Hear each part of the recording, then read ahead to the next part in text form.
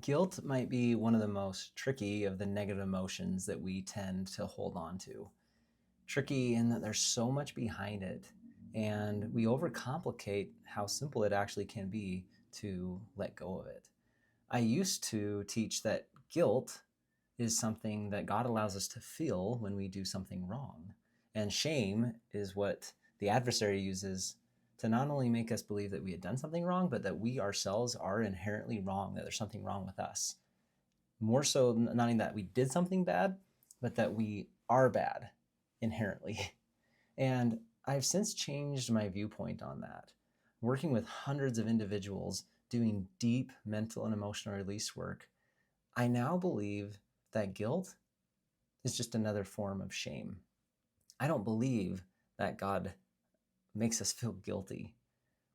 When you think of the story of the prodigal son in the Bible, there's this son that goes off and leaves the family and loses all of his inheritance and spends and wastes away his money, and he just lives in a riotous way, and he finds himself sitting amongst pigs in the muck and mire. And it's not guilt in that moment necessarily that makes him want to go home. Usually when we're experiencing guilt and shame, we want to flee. We want to get further away because we feel unworthy. I believe that it was his father's love. When he came home, he knew what to expect. He knew he would be accepted, that his father would wrap his arms lovingly around him and welcome him back. Guilt makes us hide. It makes us believe that we're not enough. And we try to do everything we can to stay away from anything that would remind us of that. And so we distance ourselves further and further from people that we once had that bond of love with. Guilt and shame are just two different names of a similar trap where we don't believe that we're worthy. So I do believe that God allows us to be tempted by and experience what the adversary would have us believe to be true. And that guilt and that shame is actually just a warning signal telling us that all of these things that we're thinking and believing about ourselves and the situation aren't true. And just like a fire alarm, once we put out the smoke and the fire, then the alarm itself will turn off. So will the guilt and shame. When we change our mind and we begin to see ourselves as we are seen, and as Paul said, to know as we are known, then we can no longer experience that guilt. Well, okay, Andrew, here's the question I get all the time. People will ask me, what if I have done everything I can to make recompense, to seek forgiveness, to repent truly, and I still feel that guilt long after I thought I had taken care of it? Why is it still there? It's such a great question. And I think all of us experience this to some degree. And the answer is simple.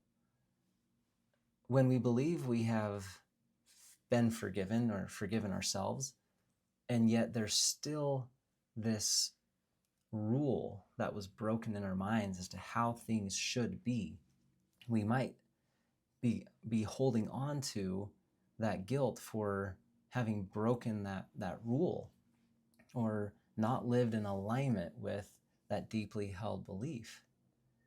Let me give you an example.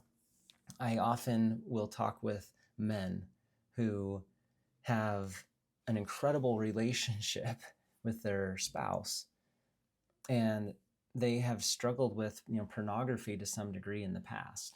And this is very common. It's something that I have worked through in my own life.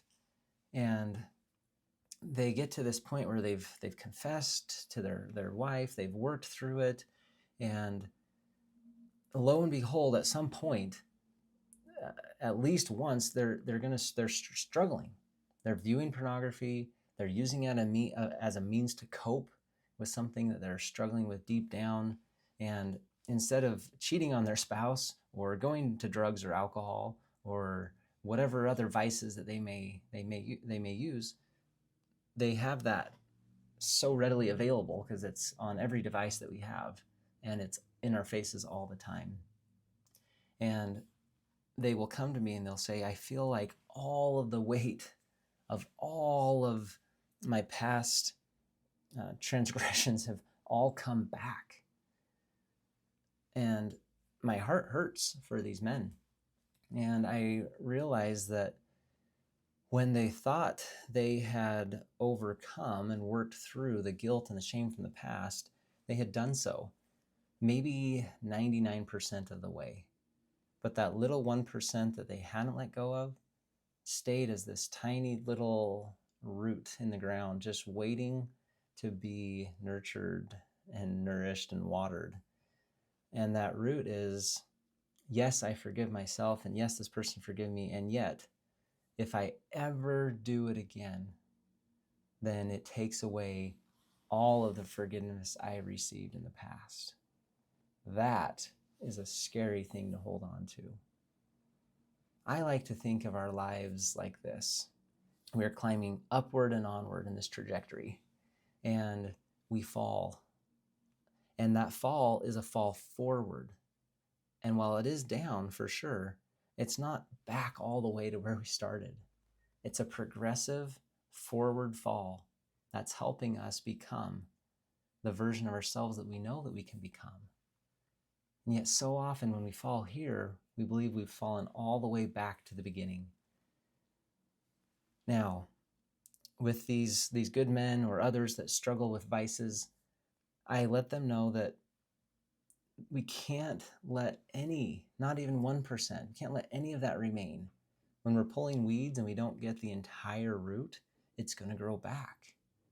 And so you had this belief that you could never do this thing again. And if you did, then it would take away all of the peace and the forgiveness that you felt before. And when I give them permission to continue to fail their way forward, there's this incredible sense of relief that they've never been given before. And this is something I try to give to my children on a daily basis and to myself, because I know that I will be failing my way forward, making mistakes, offending others, and not living up to who I know I can become every day. Like, it's going to happen. And with my children, I want them to know that that guilt is not coming from me.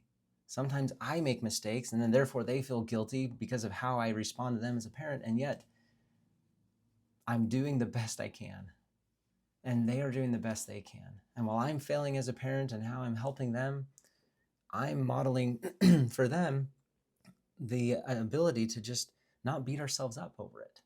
So sometimes I'll go to my kids and say, listen, you made a mistake, and then I responded in a way that was a mistake as well. Will you please forgive me? I want my children to know that I'm an imperfect father, and I want them to have permission to be imperfect and to fail their way forward through life, learning.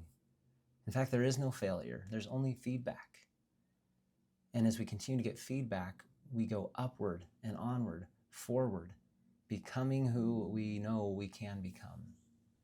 So if you're still holding on to feelings of guilt or shame, and you believe that you had taken care of these in the past, I want you to consider, did I create a new rule?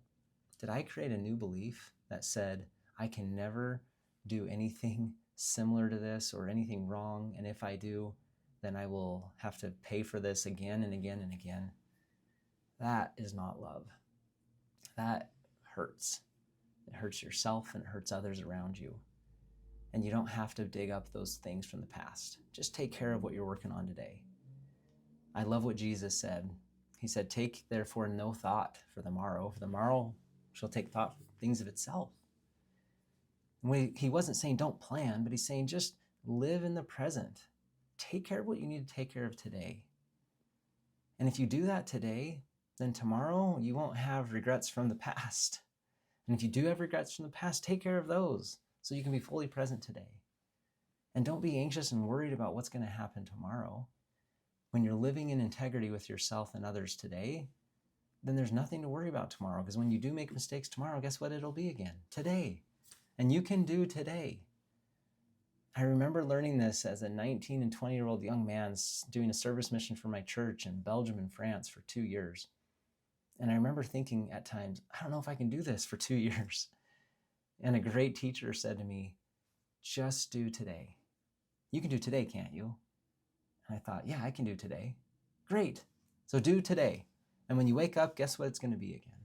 Today. And we know you can do today. And if you can do today, then you don't have to regret yesterday, and you don't have to be worried or fearful about tomorrow. Just do today. So I invite you to do the work that you need to let go of guilt from the past. I love doing this with my clients, and if I can help you, I will help you.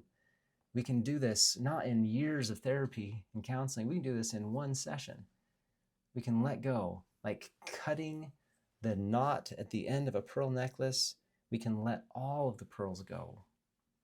And then as the days go on and one pearl jumps onto that necklace again, we can let that one go. And you can do this today. And you don't have to be afraid of what's going to come tomorrow, because you're not carrying the weight of everything from your past. And you know that there will be additional pearls added to this necklace. And you can let go of them. It's not something you will have to carry forever. I invite you, I plead with you, I exhort you, please give yourself the grace, that divine means of help and strength, to not hold on to anything in your life that doesn't bring love and connection and peace. Give yourself permission to make mistakes. I'm not talking about justifying, but just permission to be imperfect and to be a work in progress, continually chipping away at that beautiful, best version of yourself that's inside. Just as Michelangelo chipped away at everything that he said wasn't the David, that beautiful statue that he created. We're just chipping away. I know that you're doing the best that you can, and I invite you to do the best that you can with a little bit more grace. We all need it. And if I can help give that to you, will you please reach out? I'd be more than happy to spend time with you and help you let go of anything that's not serving you, to begin to build a beautiful life full of grace, full of love, which brings hope. Hope is an expectation. It goes beyond faith. Faith, hope, and charity is what we talk about. Hope is an expectation. It's evidence that you feel and you experience, knowing that that love, that charity, that pure love of Christ is possible. You deserve this, and we need you. Your family, your business, your community, your church, your neighborhood, everybody, we need you to be the best version of you, and to lead with that love, to lead with that hope, to lead with that faith, and to get rid of anything, including guilt and shame, that isn't serving you. I'm here for you. I believe in you. I will take a stand for your greatness and every other human being on this planet, because I understand the divine seeds that are inherent in your being. I will stand for your greatness more than I will allow you to hold on to any and all limiting beliefs that are preventing you from experiencing the joy that you were meant to experience in this life. Let's go.